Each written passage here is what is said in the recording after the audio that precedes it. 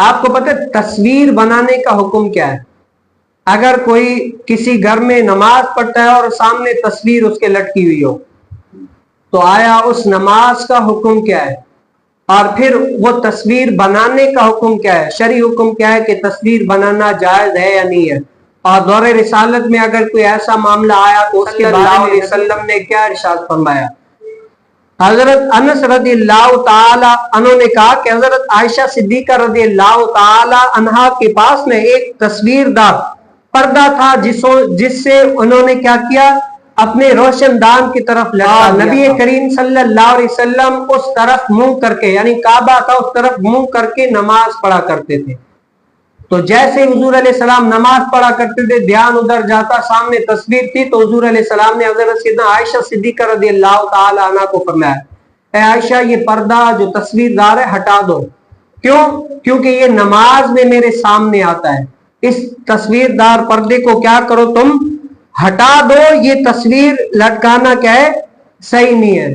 اب اس سے علماء نے یہ فرمایا کہ تصویر چاہے کیمرے سے ہو یا ہاتھ سے، تصویر بلا شبہ بنانا دونوں صورتوں میں حرام ہے، چاہے آپ کیمرے سے بنائیں یا ہاتھ سے بنائیں۔ اب اس میں صورت ہے جیسے آج ہم موبائل کے ذریعے سے جو تصویر کھینچتے ہیں نا، اس کو تصویر نہیں کہتے، اس کو اسکریچ کہتے ہیں، کبھی بھی مٹ جائے گا، جیسے ہم ربڑ سے کوئی چیز مٹا دیں نا، اسی طریقے سے۔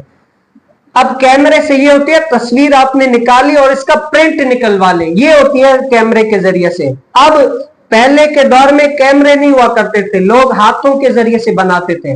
اب علماء فرماتے ہیں کہ تصویر دونوں صورتوں میں حرام ہے، چاہے آپ کیمرے کے ذریعے سے بنائیں اور اس کا پرنٹ نکلوائیں یا ہاتھ کے ذریعے سے، الا یہ کہ مجبوری کی صورت میں، اگر کسی کو پاسپورٹ بنانا ہے، NIC کارڈ بنانا ہے یا کوئی اور مجبوری معقول ہو، علماء اس کی اجازت دے تب جائز ہے، ویسے نہیں۔ اور بہرحال بندہ اگر کسی گھر میں نماز لگی ہوئی ہے، اب تصویر کی تعریف علماء نے یہ کیا کہ اگر کوئی بندہ دیکھے تو اس کو پتا چلے کہ اس کی حیت کیا، حالت کیا، یعنی کھڑا ہوا ہو، نیچے تصویر رکھی ہو تو اس کو واضح نظر آئے کہ یہ تصویر ہے، یہ بندہ ہے۔ اب یہ تصویر علماء کہتے ہیں کہ اگر اسی گھر میں لٹکی ہوئی ہے اور بندہ نماز پڑھے گا تو اس حالت میں اس بندے کی نماز نہیں ہوگی، واجب الادا ہے، واپسی پڑھنا لازمی ہوگی۔ ایسے گھر میں کیا ہے؟ نماز پڑھنا جائز نہیں ہے۔ اور ایک اور حدیث مبارکہ میں نبی کریم صلی اللہ علیہ وسلم نے فرمایا کہ 3 چیزیں جس گھر میں ہونا اس گھر میں رحمت کے فرشتے نہیں آتے۔ پہلی چیز تصویر، دوسری چیز کتا، تیسری چیز جنبی شخص، بے غسلہ شخص۔ جس گھر میں تصویر ہوگی اس میں رحمت کے فرشتے نہیں آتے۔ علماء نے اس کو کھولا، کیوں؟ کیونکہ جس گھر میں تصویر ہونا، صبح صبح جب رزق کے فرشتے آتے ہیں نا اس کے گھر رزق پہنچانے کے لیے، تو ان فرشتوں کو وہ جو تصویریں لگی ہوتی ہے سامنے کیا بت نظر آتے ہیں۔